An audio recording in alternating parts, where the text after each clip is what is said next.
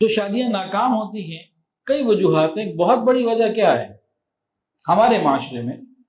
ناکام شادیوں کی ایک بہت بڑی وجہ یہ ہے کہ خاوند یہ تو چاہتا ہے کہ میری بیوی آئیڈیل ہو اور وہ اپنی تمام ضروریات کو، ذمہ داریوں کو پورا کرے.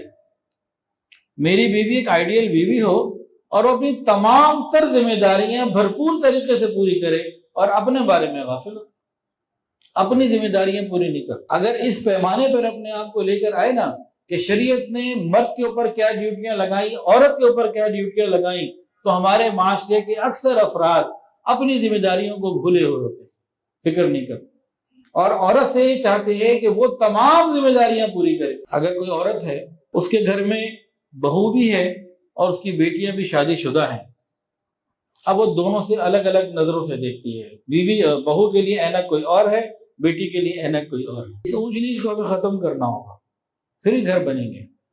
اور یہ مردوں کی ذمہ داری ہے، یہ خاوند کے ماں کی ذمہ داری نہیں ہے، اس کو بھی ٹیکل کرنا ہے خاوند نے.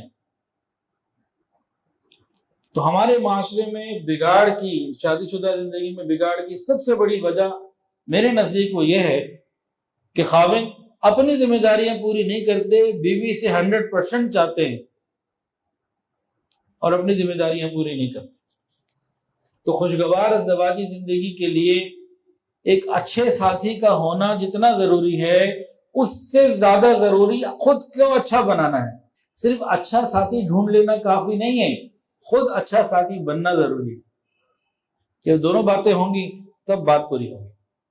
حضرت پیر حافظ ذوالفقار احمد نقشبندی دامت برکاتہ العالیہ فرماتے ہیں، جہاں محبت موٹی ہوتی ہے نا وہاں عیب چھوٹے نظر آتے ہیں، اور جہاں محبت پتلی ہو وہاں عیب موٹے موٹے نظر آتے ہیں.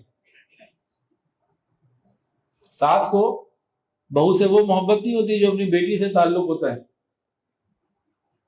اسی طرح خاوند کو بعض مرتبہ اس میں معاملات آ جاتے ہیں. تو اگر دونوں میاں بیوی میں محبت موٹی ہوگی نا تو ایک دوسرے کی کمیاں نظر نہیں آئیں گی، اور اگر محبت میں کمی اور محبت کمزور ہے تو پھر ایک دوسرے کے عیب بہت زیادہ نظر آئیں گے.